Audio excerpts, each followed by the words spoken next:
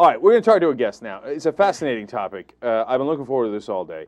It's Kris Frieswick, Boston Globe magazine cover story is the discussion at hand, and it's fascinating. Kris, welcome to the Young Turks. Thank you. All right, first, tell us, the cover story is called The Miss Myth. What is that myth? Well, the myth is that women who are getting married these days increasingly are keeping their given name and not taking their husband's name, when in fact that exact opposite is true. That more people are taking their husband's name? Increasingly, over the last 15 years, the rate of women, and we're kind of generalizing because the data that we got was for a very specific segment of the population, but we can extrapolate it out to other parts of the population. But the data looks like there's been a significant drop between 1990 and today in the percent of women who keep their given name when they get married. Booyah. Okay, so I want to know about the data. Okay, where did you get this data from? What type of people were surveyed in this study?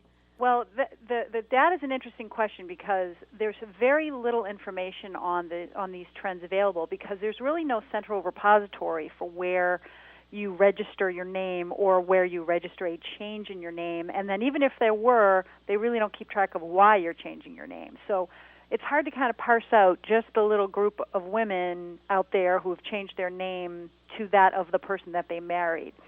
The way that we got at this data, however, is there's a professor at Harvard University called Claudia Golden, and what she did was that she examined Massachusetts birth records from 1990, 1995, and 2000. That's the most recent data that we have. And basically, Massachusetts is the only state that requires the mother of a newborn to write her full married name on the birth certificate. Most states require the mother's maiden name only. And so what she got to find out was what percentage of women having their first child in various different demographic groups had their given name versus had their married name. And so the other thing that she did was she looked at marriage announcements in the New York Times because very frequently they will say so-and-so will be known as Mrs. Husband's last name or so-and-so will keep her maiden name. Right. That one seems like that's not a general pool, though. That's exactly right. Exactly right. There's definitely, and Professor Golden definitely acknowledges that in her research, that she realizes this is a very, very specific slice of America, but she is also very brilliant and applied all these very complicated algorithms to try to flatten it out to make the data she was able to get at in the Massachusetts survey as well as the New York Times survey. She also looked at the Harvard graduating classes right. for, I believe it was 1980, but she applied very complicated statistical analysis, which is so far above my head, I don't even want to think about it. I really want to discuss that for another 20 minutes, but yeah. Let's move on to something else. All right, a quick aside. There seems to be a difference between white women and black women. Tell us about that. Yeah, there's actually a really interesting difference. Black women are statistically significantly more likely to keep their given name, regardless of whether they're college educated or not college educated. And the numbers that were arrived at in these studies shows that somewhere between 30 and 34% of black women who were part of this study were keeping their given name, which is at least twice as higher percentages as the number of white college-educated women who keep their name. Oh, well, let's have some fun with making up stereotypes, etc. Why do we think? Is there any reason why black women keep their names more than white women? You know, that's probably a book, trying to figure that one out. You're not going to touch that with a 10-foot pole? Well, no, I'm not afraid to touch it with a 10-foot pole. I just don't even know where to start. All right. We're going to go to our black correspondent. JR, I know you've never even heard of this before. You have no expertise on it. But you are African American, so go make up a reason. No, I'm not going to do that. I would love to. I don't think I should do that either. But were you even aware of this phenomenon? No, I'm surprised by that. I would think it's the other way around. Yeah, I'm very surprised by that too. All right, I'm looking forward to that book on it, Kris. Yeah, well, I'll get busy. All right, we're talking to Kris Frieswick. She wrote the Boston Globe magazine cover story on how women are keeping their name less these days. So let's go to the heart of the story, Kris. Do we have theories on that phenomenon, why women are taking men's names more? We have a couple of theories that have come from a variety of different places. One of the theories is that marriage has been really romanticized in the media over the last 15 years, and that women want to do the romantic thing, and it's very romantic and traditional to take your husband's name, and so they are doing that increasingly. I'm not sure I really buy that as a valid excuse for why women do it, although you cannot underestimate the power of tradition. I think a lot of women are in communities that I live in downtown Boston. Almost all of my friends kept their given name when they got married. I do have some that took their husband's names, but there was no pressure at all one way or the other in the group of people that I know in the metropolitan Boston area. However, you go 20 miles west, you're talking about an entirely different type of thing, where you've got an actual societal pressure on women to adopt more traditional habits and customs, like taking your husband's last name. So we really can't underestimate that. And the farther you get away from sort of a metropolitan or more educated or white-collar community, and having a college degree is a huge indicator to whether or not you're going to keep a given name. Women who have a four-year plus in college education generally keep their given name at significantly higher rates than women that do not have a college degree. So then you add in sort of getting away from educational hubs, professional hubs, and you removed all the variables that indicate whether a woman will keep her name or not. So there's a huge pressure socially still in many parts of the country for women to adopt this traditional practice.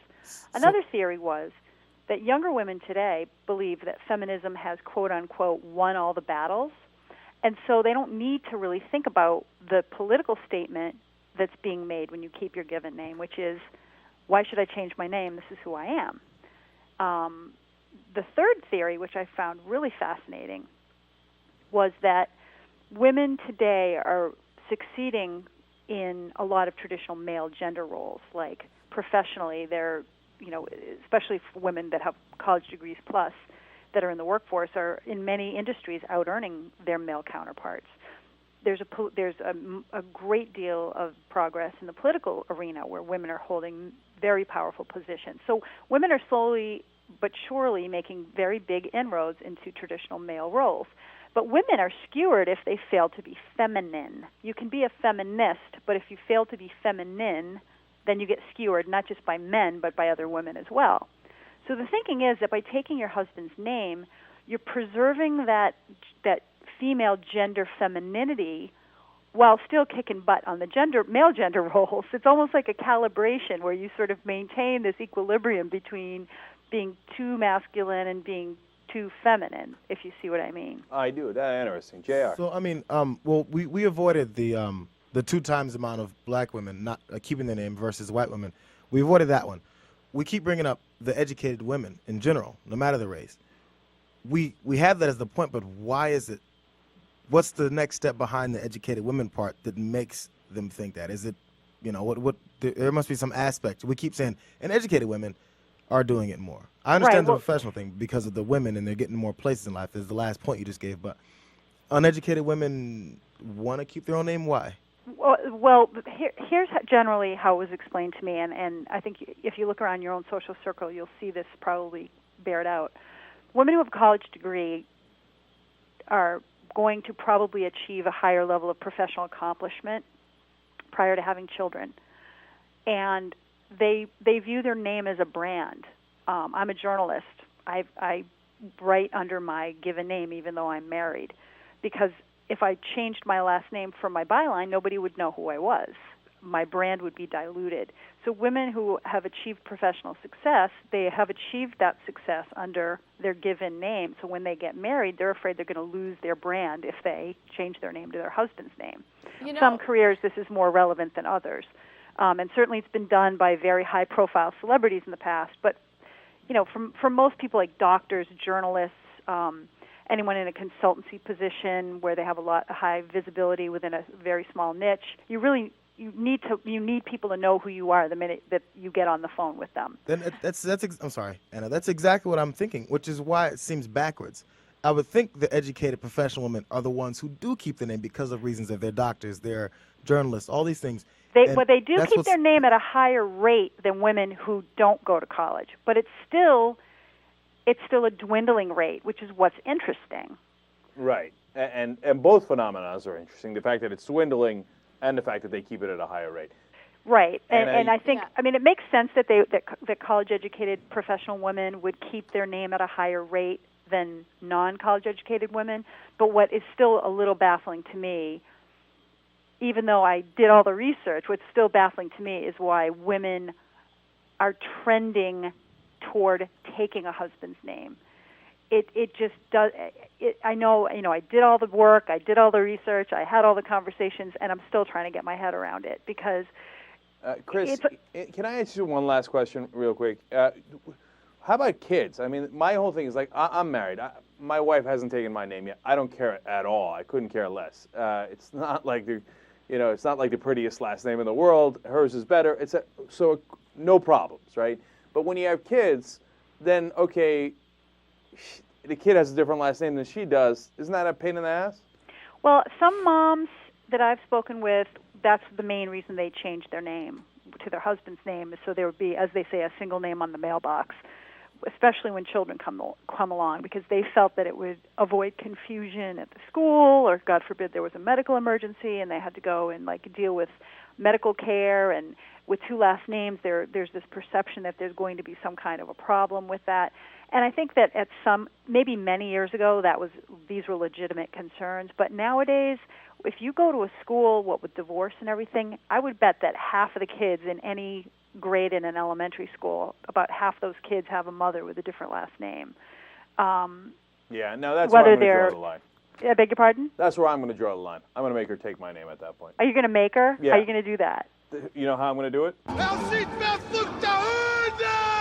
Although, ironically, in Gladiator, those guys got their ass kicked. So, I'm not sure it's going to... I might suffer the same fate as that German barbarian.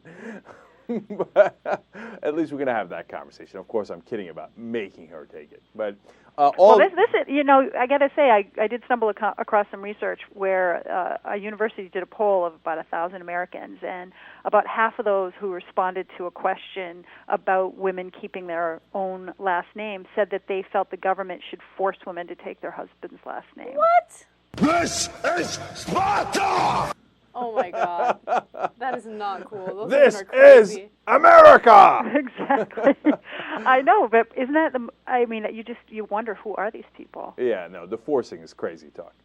All right, Kris Frieswick, thank you so much for joining us. Everybody, check out the Boston Globe magazine. Very interesting article on the Miss Myth. Thank you again for taking the time out. Thank you very much. This was fun. All right. Can't get enough of the Young Turks? Well, then subscribe to the TYT's YouTube channel. What's the matter with you?